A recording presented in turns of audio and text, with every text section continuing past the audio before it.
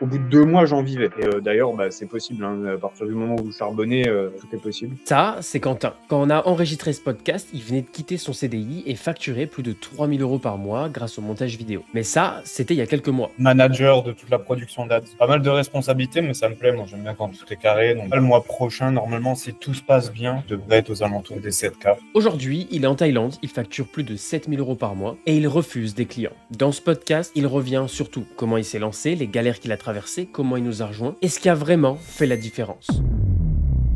Du coup, si tout se passe bien, c'est lourd. Toi, tu prends plus d'autres projets à côté? Non, t'en prends plus, t'es focus, hein. Je tourne qu'avec mes 2 clients là, d'ailleurs là, j'ai eu un vocal tout à l'heure d'elle, elle m'a fait un vocal juste pour me dire à quel point elle est satisfaite des vidéos, elle trouve ça trop stylé et tout. Je suis force de proposition, machin. Et là, je suis encore pricé par batch, mais j'attends de l'avoir en appel pour pouvoir pricer par mois et quelque chose de plus big.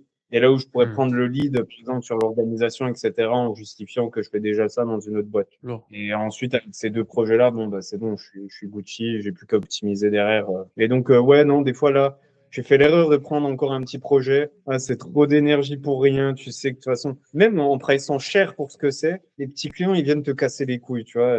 Ils sortent 70 balles de leur poche, j'ai fait une V3. Ah, non, c'est pas possible. Ah, l'enfer. Plus tu prices cher, L'enfer. moins les gens te font chier. Mais ça a toujours été comme ça, hein. Moins tu Ah prends ouais, ouais. cher, plus ils sont chiants, quoi.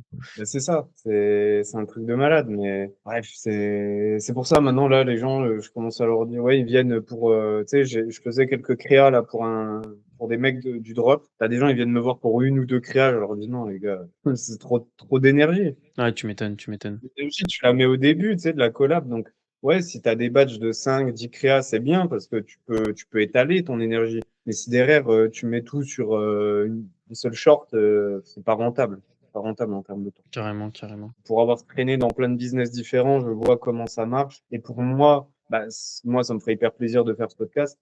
C'est un sujet que je vois. Le monteur, être monteur, c'est juste la première brique. De Monteur, fond. c'est une capacité d'exécution. En soi, tu prends une vidéo, tu fais 2 cuts, t'es monteur. Derrière, est-ce que tu te spécifies dans tout ce qui est créatif? Est-ce que tu te spécifies dans tout ce qui est marketing?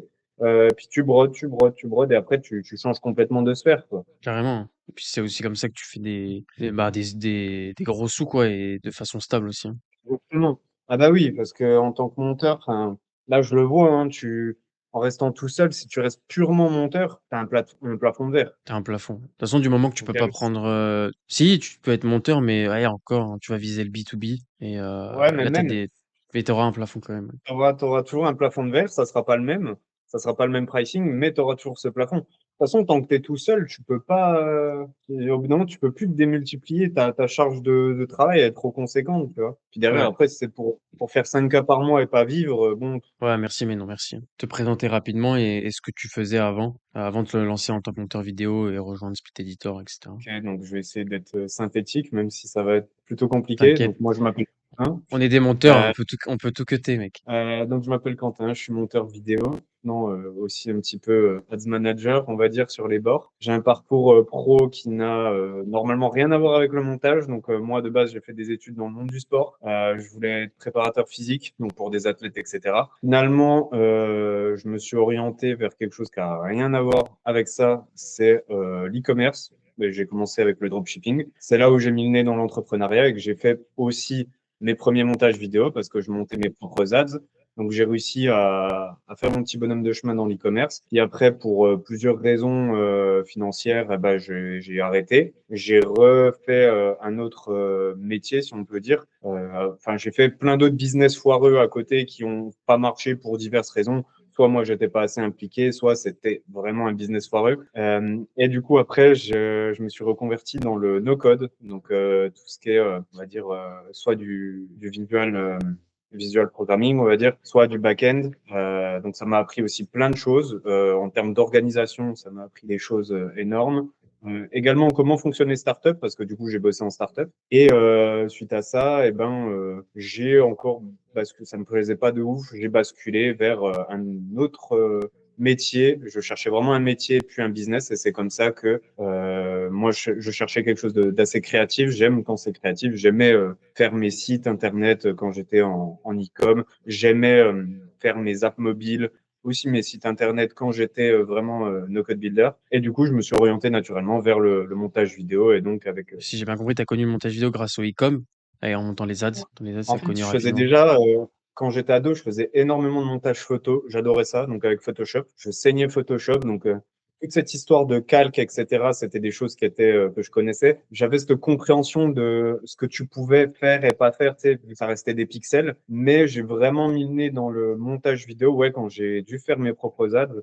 Donc c'était basiquement du cut et du blur, tu vois. Donc Ouais, ouais, rien carrément. de grandiose, tu vois. Ok, ok. Et l'objectif, après, ça a été de te lancer full montage vidéo. C'est ça, je voulais déjà connaître la réalité du montage vidéo parce que tu en as des a priori, tu vois, à travers les différentes histoires, enfin, plutôt mésaventures que tu vois sur Twitter, enfin, sur X. Tu sais, des monteurs qui galèrent, qui font un peu la manche, ou alors Ouais. qui se font scammer, etc., qui bossent gratos, tu sais, qui sont rémunérés en visibilité. Et donc, j'avais ce truc de putain, le métier, il m'attire, mais ça a l'air d'être chaud quand même, d'être bien payé. Donc, c'est pour ça que déjà, j'ai voulu me renseigner sur la réalité du terrain. Mais sinon, dans l'absolu, ouais, ce métier, il m'attirait quand même, ce côté créatif m'attirait quand même. Et t'étais parti direct avec nous ou t'avais déjà essayé tout seul de commencer? Ou t'avais fait vraiment de Euh, la veille et tu savais que t'allais rejoindre un ouais, programme? Il me j'avais semble fait que de la c'est ça. veille auprès de plusieurs formations. Et puis du coup, en fait, vu que j'avais pas un détail, enfin, j'avais un détail un petit peu de ce qui m'attendait dans chaque formation. J'ai déjà fait plein de formations dans ma vie, donc je peux un peu voir si le rapport qualité-prix a l'air scamesque ou pas.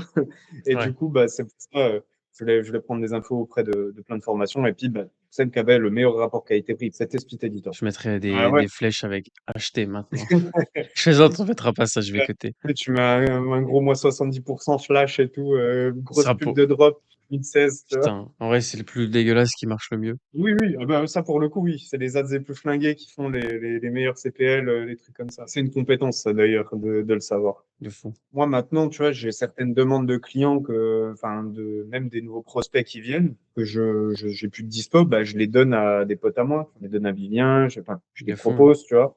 Et bon, je connais un bon mec qui peut le faire, tiens, je te le donne. Et puis voilà, tu vois, c'est le principe d'entraide, de partage, tu vois. Je mets bien quelqu'un et puis je sais qu'il me le rendra plus tard. T'as rejoint après Split Editor. C'était quoi ton objectif en tête?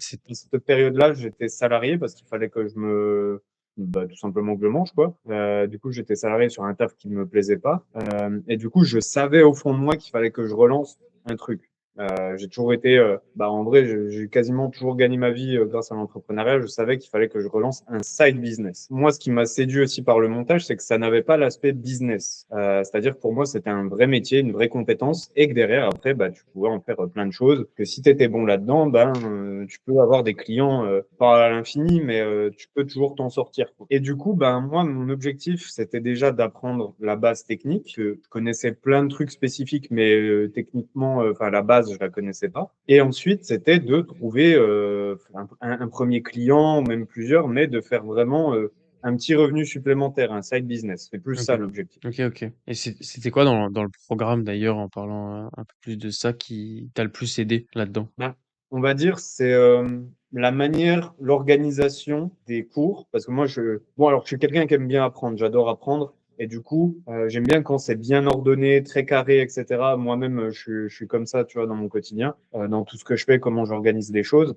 Et du coup, là, c'était très bien organisé. Et le fait qu'il y ait des petits exercices à la fin, ça te force à appliquer. Tu avais cette notion d'exercice de, OK, il faut que je teste ce que j'ai appris, il faut que je mette en application ce que je viens de voir. Et du coup, t'es plus en passivité, comme ça peut arriver quand tu as un PDF, tu sais, des vidéos school à la suite. Tu es Ouais, là, tu ouais. prends l'info, tu sais, même tu prends des notes, même si tu es impliqué, le fait de ne pas pratiquer, ça fait que ta connaissance, elle s'évapore petit à petit. Et là, vu que tu appliques vraiment, déjà, tu es beaucoup plus engagé dans le processus, tu es engagé dans l'écosystème Split Editor déjà, mais également, toi, des connaissances que tu as appris, tu les appliques, tu peux voir vraiment si c'est dur, pas dur, ce genre de choses. Ouais, ouais. Et je tiens à féliciter en live, t'es l'élève encore aujourd'hui qui est venu le plus de fois au coaching groupé. Merci pour moi, c'est le coaching. Pour moi, c'est la pierre angulaire en fait. Enfin, si tu es investi, si tu veux faire les choses, tu viens en coaching. Ouais, Du de coup, fou, pour hein. moi, c'est une évidence même. Et ça me choque d'ailleurs à quel point il y en a qui viennent pas. Mais moi, justement, comment j'ai appris le drop et l'e-commerce? Et ben, c'était basé exactement là-dessus. Vous le faites pas trop, vous, dans vos ads, mais je vois énormément de gens qui font, ouais, tu vas faire 3K en un mois, ouais, tu vas vivre du montage en un mois. C'est faux. Dans n'importe quel business que ça soit, n'importe quel. Parce que oui, tu as des business où ça peut aller très vite. Le dropshipping, c'est le cas, hein. Moi, j'ai vu des mecs péter en une semaine, hein. Moi, j'ai galéré avant de faire Mm. mon premier produit d'une heure. En montage, enfin, sur des business beaucoup plus exponentiels, on va dire. Mais là, tu galères encore plus. Même si tu es bon. Moi, je sais que j'ai cravaché de ouf. J'ai eu des clients quand même assez rapidement. Commence tes personnes. Et c'est normal. Tu dois Ouais, ça commencer fait par là. ça fait partie du process, hein. Oui, t'es là, personne te connaît, t'as pas la posture du mec qui est sûr de lui, parce que même si tu sais que tu fais bien des vidéos, tant que tu t'es pas confronté au marché, psychologiquement, tu peux pas être sûr de toi, et ça se sent. Et du coup, les gens, ils sentent, c'est quand tu viens quémander, etc. Du coup, bah, ça prend du temps. Ensuite, bah, tu perds des clients, t'en gagnes d'autres, parce que c'est pas des clients sérieux que tu as au début. C'est avant d'avoir un vrai premier client qui te prend sérieusement, ça prend du temps. Je sais même pas si je peux dire que j'en vis, parce que c'est quoi le critère de dire j'en vis? C'est quelque C'est ce chose que qui est j'allais dire. stable. Moi, en vrai, pour moi, le critère de j'envie, on est français, on est en France, c'est tu génères un SMIC. Tu vois, pour moi, c'est le SMIC. Je sais même pas, il a Oui. combien le SMIC en France? Il a 1004 net. Ouais, 1004 net. Mais en fait, si on prend ce critère-là, au bout de 2 mois, j'en vivais. Ensuite, en vivre, c'est pareil. Si tu fais 3K un mois et que le mois d'après, tu fais 1000, est-ce que t'en vis? Mais en fait, il y a trop de gens sur les réseaux qui font 5000 balles avec le montage. Ouais, mais tu l'as fait une fois, tu vois. Ouais, C'est comme si exactement. moi, dans mes ads, moi, j'ai fait une fois plus de 6K. J'en ai jamais parlé, tu vois. Si, sur YouTube. Mais j'ai fait une fois. Et tu vois, je suis pas en mode, je fais 6000 € par mois pendant un an, parce que c'est pas vrai. En fait, lycée, c'est pas ça, tu vois. Ouais, exactement. Puis, bon, encore, suivant le business, ça peut être encore plus exacerbé, notamment dans l'e-commerce. L'e-commerce, tu as ceux qui mentent sur leur chiffre d'affaires, mais tu as ceux aussi qui ont vraiment fait ce chiffre d'affaires, mais derrière, niveau bénéfice, peanut. Quand on lance n'importe quel business, parlant du montage vidéo, on travaille 12 heures par jour pour éviter le 9-16 heures de tous les jours. Oui, oui, oui, Et oui, oui. putain, mec, après, tu prends Je goût, le tu vois. Moi, confirme. je prends goût au process et aujourd'hui, moi, ça me dérange plus de travailler 14 heures. Ah, c'est ça. On travaille Mais comme des oui, malades, c'est sûr, mais après, on a rien sans rien. Tu peux pas quitter un job classique du jour au lendemain sans faire les efforts, ou alors, je sais pas, tu gagnes au loto, t'es là, peut-être, tu viens dans le train au bon moment, tu vois. Tu sais, t'étais là en mode, tu mets un truc sur la crypto, le lendemain, ça pète. Voilà, non, c'est ce que j'ai peut-être. pu dire. Peut-être, mais sur un truc classique et plus réel, c'est galère. Je suis partisan du fait que si tu travailles dur, la vie te le rendra bien d'une manière ou d'une autre. De fond. C'est-à-dire que moi, j'ai déjà mis du cœur à l'ouvrage sur plein de trucs qui a floppé de ouf. Et pourtant, ben, derrière, je vois que ça m'a apporté des choses qui ne sont pas forcément chiffrables. C'est-à-dire une éthique de travail robuste, c'est des connaissances dans certains domaines qui sont pas directement liés avec ce que je fais en montage, mais qui maintenant me servent de ouf. Plein de trucs comme ça, en fait. Donc, à partir du moment où tu bosses, où tu lâches pas, un jour ou l'autre, ça va te servir et tu vas gagner. Faut juste, c'est Carrément. pas est-ce que tu vas gagner, c'est quand. Et ça, là-dessus, dans tous les business que j'ai fait et les quelques rares où j'ai gagné, bah, le point commun, c'est que j'ai jamais lâché. Et j'ai jamais fait partie de ceux qui ont pété le plus rapidement. Même si j'ai eu des clients très rapidement, ça n'a jamais été stable. Il y a eu un turnover de zinzin. De fond, hein. Bah, De fond. ça m'a même pas choqué parce que je sais que moi, c'est mon process et on me teste comme ça. Ça fait partie du truc. Il y a aussi tout cet écosystème, cet environnement autour des réseaux sociaux qui favorise De fond, hein. cette 100%. vision de style que tout va très vite. Tu vois une pub, enfin, tu sais, tu vois un réel, un short de Antoine Blanco, d'Anthony Sirius ou je ne sais quoi. Ça, ils te disent, ouais, j'ai fait 10K en 2 secondes. Toi, à force de voir ça, même si au début tu n'y crois pas, ton cerveau il s'habitue, ça devient la norme. Et du coup, tu es à la recherche de cette dopamine, vraiment de se dire, ah ouais, je vais lancer mon truc, ça va faire 10K. Tu vas le lancer, tu vas faire très exactement 0 €. Ouais, de fond. Et les gens, tu sais, ils supportent pas. Ils supportent pas, ils comprennent pas. Ils se disent, mais attends, parce que leur cerveau avait déjà accepté le fait qu'ils allaient lancer et ils attendaient la récompense du 10K, tu vois. Et du coup, quand la réalité elle arrive, bah là, ils supportent pas. Ah, mais de fou. Putain, tu vas kiffer la formation mindset, ça fait trop plaisir. Juste de l'avoir. Depuis que tu as commencé, du coup, si on revient un peu sur ce que tu fais maintenant, donc après l'accompagnement. Bah, j'ai commencé, putain, mon premier client, je sais même plus c'était qui, mais c'était pour un short vite fait comme ça. C'était un influenceur, que je me souviens. Je lui ai fait un réel, il a même pas publié. Ensuite, directement, j'ai eu accès ben, à quelqu'un qui pèse quand même dans le game, donc de l'outbound, du coup, je crois, si je confonds pas les termes. Je confonds toujours inbound et outbound. Ouais. In, c'est faire du Ouais, contenu pour que les clients viennent à toi. Out, c'est pour aller les chercher. ouais, donc inbound. Je sais qu'il y en a toujours un, c'est tu vas chercher du reach dans les Ouais. DM, etc. Et l'autre, c'est tu poses du contenu et puis c'est les gens qui viennent à toi. Moi, je faisais les deux. Et du coup, en fait, bah, pour m'exercer, je postais sur mon Instagram. Je voulais prouver, parce que vu que j'ai un passif quand même dans les ads, dans tout ce qui est organique, Mhm. etc., prouver que, OK, je sais faire des vidéos qui claquent, c'est subjectif, mais je voulais montrer, OK, je fais des vidéos qui marchent, et ça, c'est objectif. Et du coup, j'ai fait plusieurs vidéos, et il y en a une qui a bien percé, parce que j'ai quasiment tapé 1 million d'abonnés, 1 million de vues. 1 million Ouais, ouais, d'abonnés, t'es grave. plus monteur. Ouais, ouais, ouais, j'ai tapé quasiment 1 million de vues alors que j'avais 100 abonnés. Tu vois, et là, je me suis dit, OK, là, je sais faire des vidéos qui montent. Et du coup, j'avais fait ça sur un podcast parce que bah, ma cible tournait autour des podcasts, on va dire. Et du coup, bah, la principale intéressée, bah, elle est venue me contacter parce qu'elle avait kiffé la vidéo. Et du coup, bah, de là, on a découlé une collab et je tourne toujours avec. Et voilà, ça a été mon premier gros client, on va dire, avec qui ça se passe merveilleusement bien. Je kiffe travailler avec, elle kiffe travailler avec moi, satisfaite des retours, etc. Donc ça a été vraiment mon point d'ancrage là-dessus. Et ensuite, bah, j'ai eu un peu des clients par-ci par-là. J'ai commencé avec, ça pareil, tu pourras le biper, Mhm. qui étaient mes premiers, on va dire, clients sur YouTube. Et eux, bon, ils me payaient vraiment pas bien de ouf, tu sais, c'était comme ça, et je prenais ce que j'avais. C'était un gros nom quand même, donc j'ai fait pour le Tu m'étonnes, portfolio. ouais. Ouais. Donc, parce que bon, déjà, c'était pas intéressant à monter, en vrai. Pour le tarif, je t'avais pas envie que ça soit intéressant à monter. Tu as compris que c'était du McDo, du fast-food, et puis voilà. Ouais.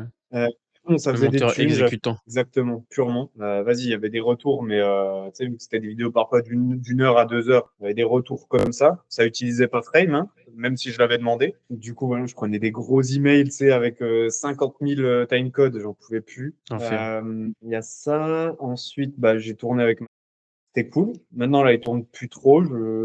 Enfin, on s'est parlé vite fait, mais je sais pas s'il a lâché l'affaire ou quoi. Ouais, j'avais été manger avec, boire un coup avec lui il y a 2 semaines, je crois. Et Mm. il a fait une pause. Il travaille sur un autre projet. Pareil, il veut pas trop dire ce que c'est pour l'instant. C'est un peu Ouais, secret. ok. Donc, je Ouais, sais mais pas j'avais trop. capté un peu. Mais du coup, ouais, ben, ça m'a permis de faire un peu plus de YouTube long, parce que moi, même si je suis spécialisé short, ben, le YouTube long, ça m'attirait un petit peu quand même. C'est différent, c'est pas redondant. T'apprends des trucs que tu peux appliquer dans les shorts et vice versa. C'est pas le même rythme. Et du coup, ben, j'ai grave step up mon niveau avec lui en termes de vidéos longues. Du coup, ça m'a servi. Et puis, la collab se passait plutôt bien. Il était content du résultat, etc.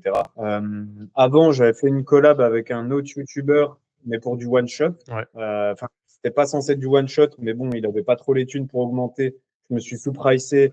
J'avais passé, je sais pas combien de temps sur la vidéo. Elle était trop cool. Moi, j'en suis très, très satisfait. Lui aussi, il a bien kiffé. Mais derrière, bon, bah, il avait pas les thunes pour me reprendre. Donc voilà. Et puis ensuite, bah, j'ai commencé à postuler un peu partout.